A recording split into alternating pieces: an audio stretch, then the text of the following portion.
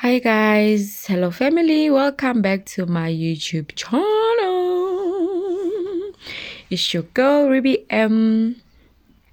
Trust you guys are well and kept in Him. He's still God, He's still good, He's still worthy. He deserves to be praised. Can you even hear the birds? Can you hear that? They are grateful to be alive as well. So now we must be grateful to be alive. For those who are tuning for the first time, welcome to the family. Welcome to the family. We love you. We appreciate you. And for those who have been here since day one, thank you guys. Thank you guys. Thank you guys. I appreciate you so much. We continue with our book, The 5 Love Languages. I saw that you guys loved the previous chapter number 4, ne? Part 3. If you didn't listen, please go listen, guys. It's important. Trust me, you will learn something. Today we are on about receiving gifts. Receiving gifts. Ne? Let's see what about receiving gifts. Eric spent a year in Kelsey's friend zone before she agreed to go out with him. Sorry. Since they were both big baseball fans, Eric took her to a minor league game in India. They were sitting in a grassy area beyond the left field fence when suddenly a hard-hit drive came their way.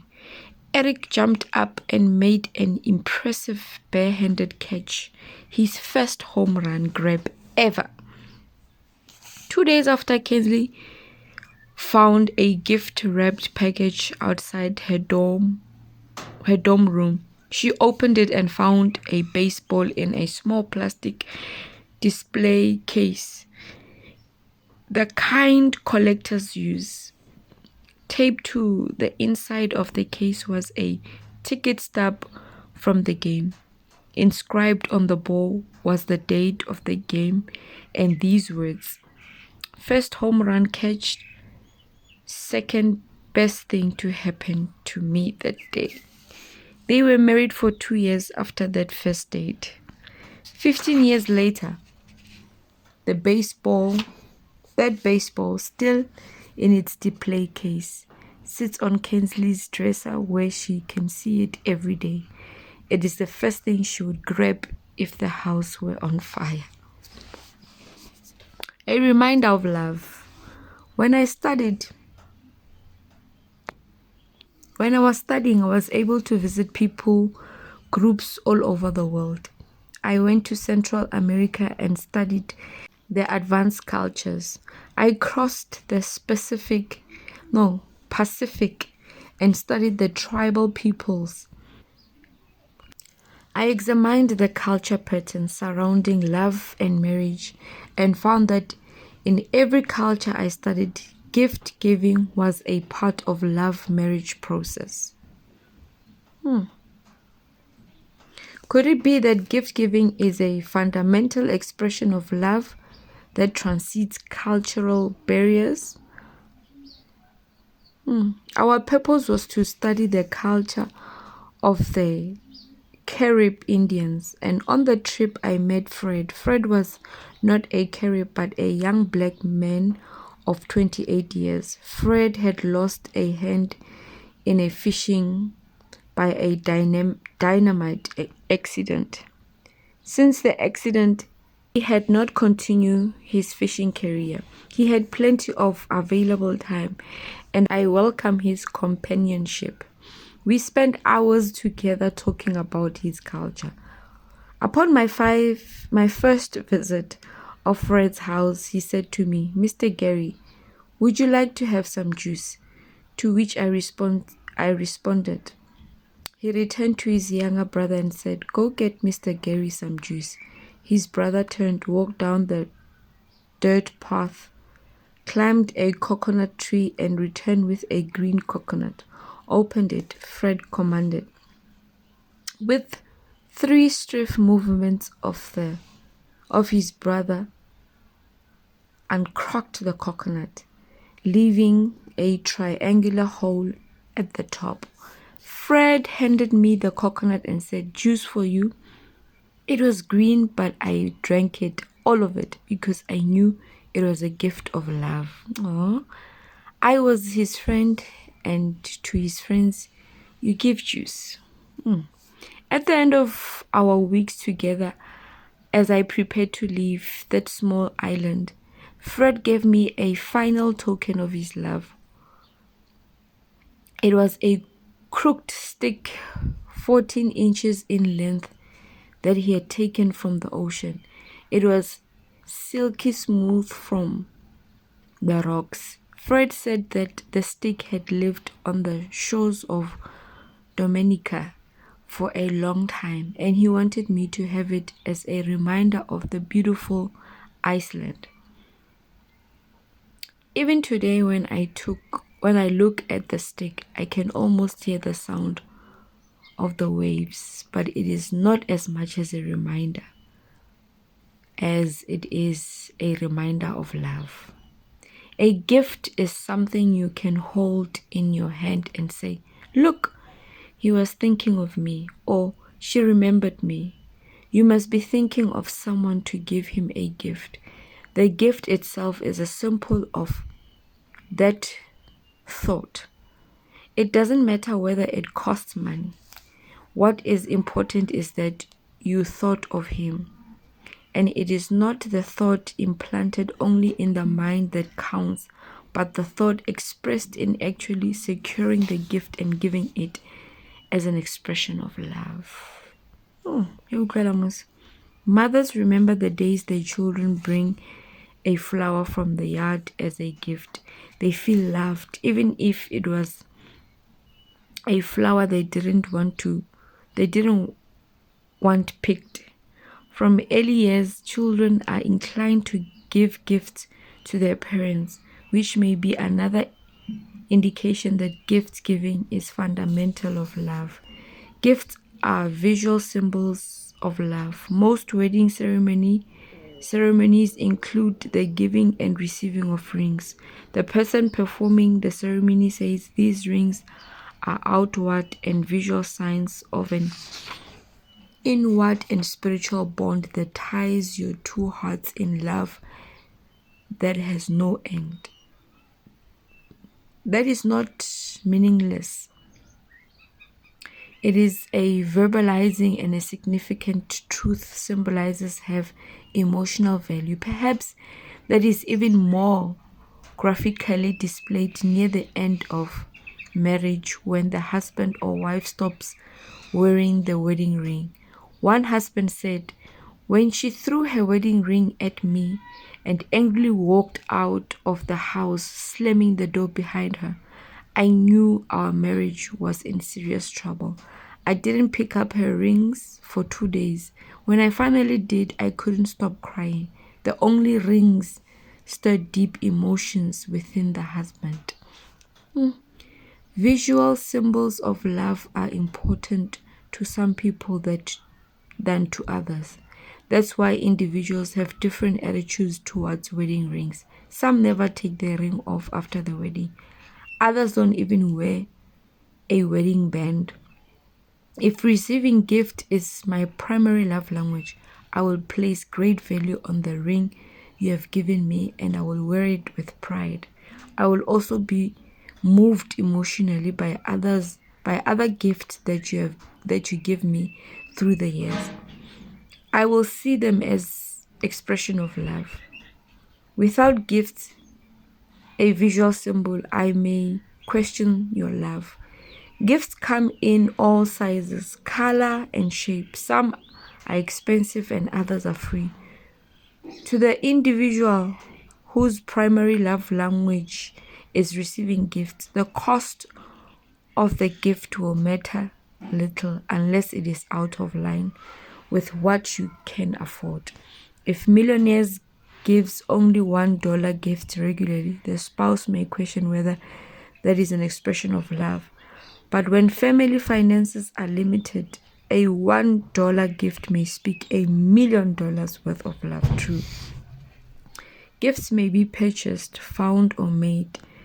The husband who finds an interesting bird feather while out jogging and brings it home to his wife has found himself an expression of love, unless of course his wife is allergic to feathers.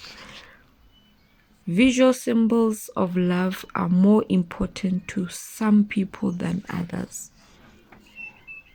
To invest in loving your spouse is to invest in blue chip stocks. For the men who can afford it, you can purchase a beautiful card for less than $5.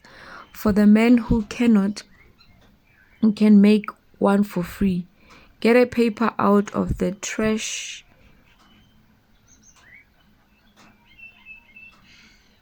Get the paper out of the trash can where you work.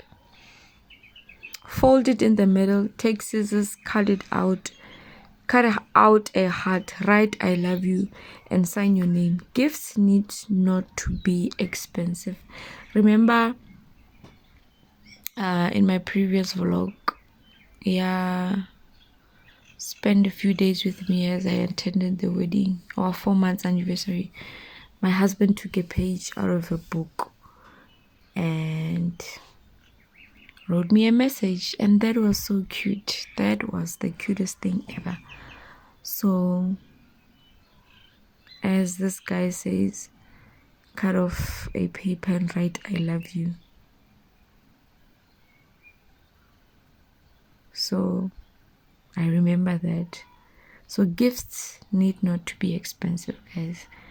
So, that made me also to think, alright, he was thinking of me. This is sweet. This is special. And it put a smile in my heart. So, yeah. Let's continue. But what of the person who says, I'm not a gift giver. I didn't receive many gifts growing up. I never learned how to select gift. It doesn't come naturally for me. Congratulations, you have just made the first discovery in becoming a great lover. You and your spouse speak different love languages. Now that you have made that discovery, get on with the business of learning your second language. If your spouse's primary love language is receiving gifts, you can become a proficient gift giver. In fact, it is one of the easiest love language to learn. Where do you begin? Make a list of all the gifts your spouse has expressed excitement about receiving through the years. They may be gifts you have given or gifts given by other family members or friends. The list will give you an idea of the kind of gift your spouse would enjoy receiving. If you have little or no knowledge about selecting the kind of gifts on your list, recruit the help of family members who know your spouse. In the meantime, select gifts that you feel comfortable purchasing, making, or finding, or give them to your spouse. Don't wait for a special occasion. If receiving gift is his or her love language, almost anything you will give will be received with an expression of love. Can I get an amen? Sure. If she has been critically of your gifts in the past and almost nothing has been acceptable, then receiving gift is the most certainly not her primary love language. The best investment. If you are to become an effective gift giver, you may have to change your attitude about money. Each of us has an individual perception of the purpose of money, and we have various emotions associated with spending it. Some of us have a spending orientation. We feel good about ourselves when we are spending money. Others have a saving and investing perspective. We feel good about ourselves when we are saving money and investing it wisely. If you are a spender, you will have little difficulty purchasing gift for your spouse. But if you are a saver, You will experience emotional resistance to the idea of spending money as an expression of love. You don't purchase things for yourself. Why should you purchase things for your spouse? But that attitude fails to recognize that you are purchasing things for yourself. By saving and investing money, you are purchasing self-worth and emotional security. You are caring for your own emotional need in a way you handle money. What you are doing is meeting the emotional needs of your spouse. If you discover that your spouse's love language is receiving gifts, then perhaps you will understand that purchasing gifts for him or her is the best investment you can make. You're investing in her, in your relationship, and filling your spouse's love tank. And with a full love tank, he or she will likely love you in a language you will understand. Hallelujah, somebody. When both persons' emotional needs are met, your marriage will take on a whole new dimension. Don't worry about your savings. You will always be a saver. But to invest in loving your spouse is to invest in blue chip stocks. The gift of self. There is an intangible gift that sometimes speaks more loudly than a gift that can be held in one's hand. I call it the gift of self, or the gift of presence. Being there when your spouse needs you speak loudly to the one who primary love language is receiving gifts. Sonia once said to me, "My husband loves softball more than he loves me." What do you say that? I asked. One day our baby was born. He played softball.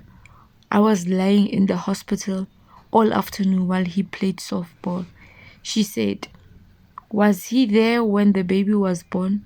"He stayed long enough for the baby to be born, but 10 minutes after he left, it was awful. It was such an important moment in our lives. I wanted us to share it together. I wanted Tony to be there for me." The baby was now 15 years old, and Sonia was talking about the event with all emotion as though it happened yesterday. Have you based your conclusion that Tony loves softball more than he loves you? No, she said. One day, my mother's funeral, he also played softball. Did he go to the funeral? Yes, he did. He went to the funeral, but as soon as it was over, he left to get to his game. I didn't believe it. My brothers and sisters came to the house with me, but my husband was playing softball. Later, I asked Tony about those two events. He knew exactly what I was talking about. I knew she would bring that up, he said. I was there through all the labor and when the baby was born. I took pictures. I was so happy. I couldn't wait to tell the guys of the team, but my bubble was burst when I got back to the hospital that evening. She was furious with me. I couldn't believe that she was saying I thought she would be proud of me by telling the team. And when her mother died, she probably didn't tell you that I took off work a week before she died and spent the whole week at the hospital at her mother's house doing repairs and helping out. After she died and the funeral was over, I left and had done all I could. I needed a breather. I like to play softball, and I knew that would help me relax and relieve some of the stress I'd been under. I thought she would want me to take a break. I had done what I thought was important to her, but it wasn't enough. She has never let me forget those 2 days. She says that I love softball more than her. That's ridiculous. He was a sincere husband who failed to understand the tremendous power of presence. Sure, guys. His being there for his wife was more important than anything else in our mind. This is so me. Physical presence is in the time of crisis and the most painful gift you can give your spouse's primary love language is receiving gifts. Your body becomes the symbol of your love. Remove the symbol and the sense of love evaporates. In counseling, Tony and Sonia worked through the hurts and misunderstanding of the past. Eventually, Sonia was able to forgive him, and Tony came to understand why his presence was so important to her. If the physical presence of your spouse is important to you, I urge you to verbalize that to your spouse. Don't expect him to read your mind. If, on the other hand, your spouse says to you, I really want you to be there with me tonight, tomorrow, this afternoon. This is a request, seriously. Miracle in Chicago.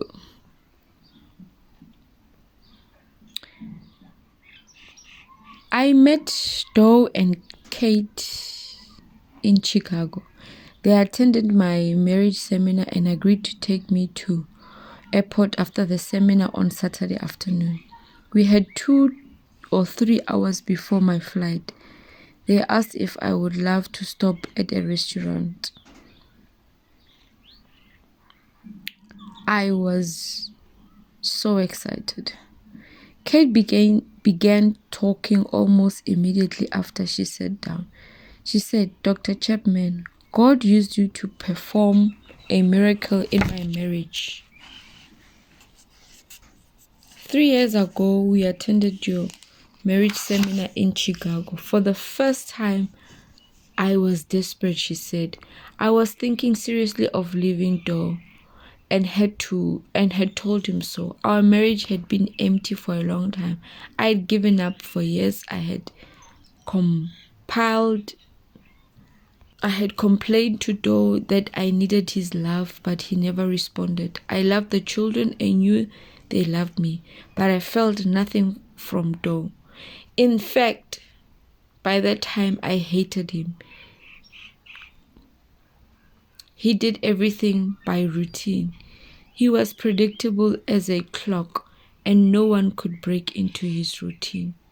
For years, she continued, I tried to be a good wife. I did all the things I thought a good wife should do.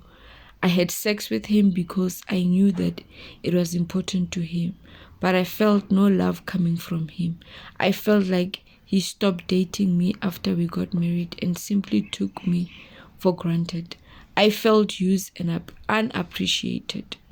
When I talked to Doe about my feelings, he'd laugh at me and say we would had a good marriage as anybody else in the community. He didn't understand why I was so unhappy.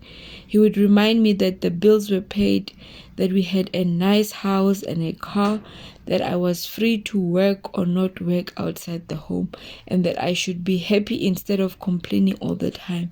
He didn't even try to understand my feelings. I felt totally rejected.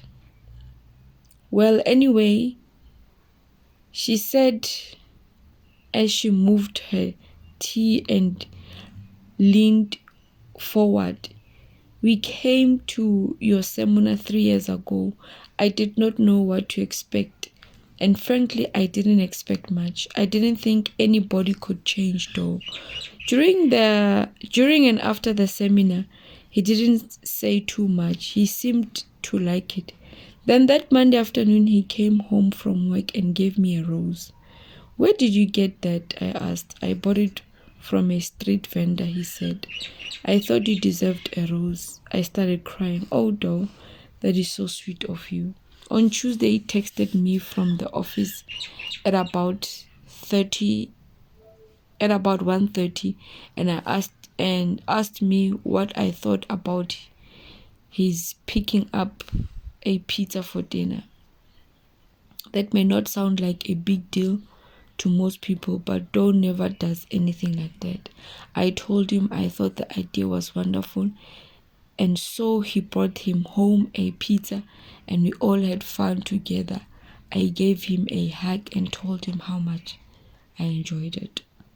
When he came home on Wednesday, he bought each of the kids a box of Cracker Jacks, and he had a small popped plant for me. He said he knew the rose would die, and he thought I might like something that would be around for a while. I was beginning to think I was hallucinating. I couldn't believe what Doe was doing or why he was doing it. Thursday night after dinner, he handed me a card with a message about he's not always being able to express his love to me, but hoping that the card would communicate how much he cared.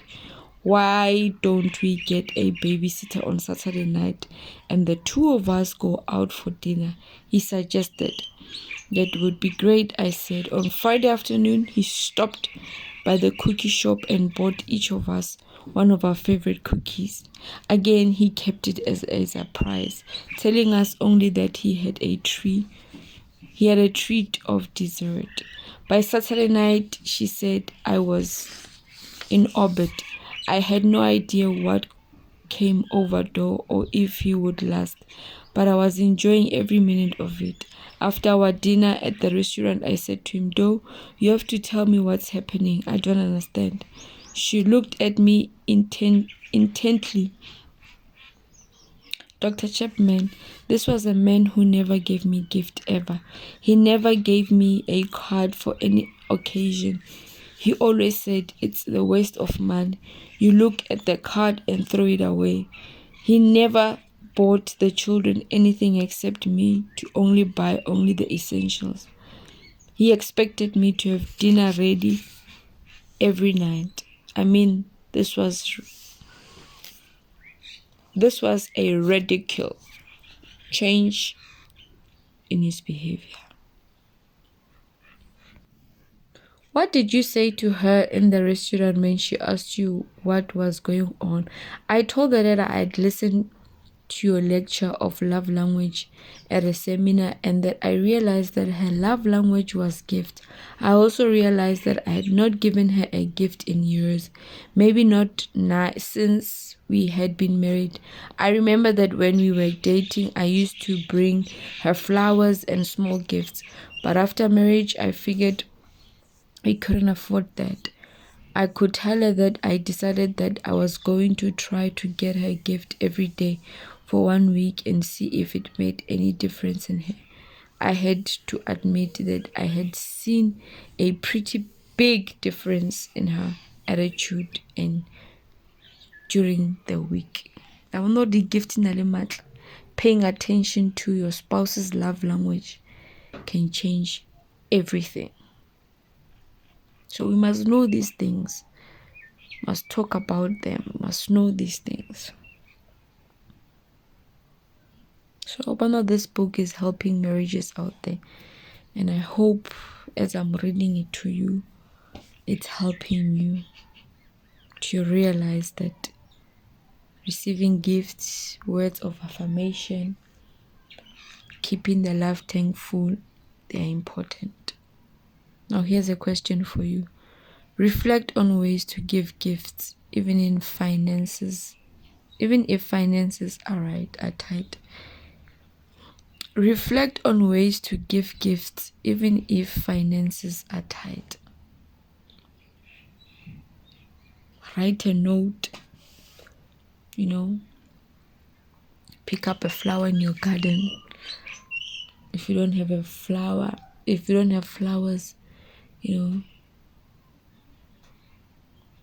write down something and give it to her. As you make tea for her, write a note. It's a gift. It's a paper that she'll keep or he will keep. Buy a chocolate, 10 rand chocolate. Such small things. Don't have to be big and expensive. The smallest things. Thank you so much for tuning in. Be blessed. Keep the love burning. If God is in it, you will win. Thank you. Do subscribe, like, share, and comment. Dango!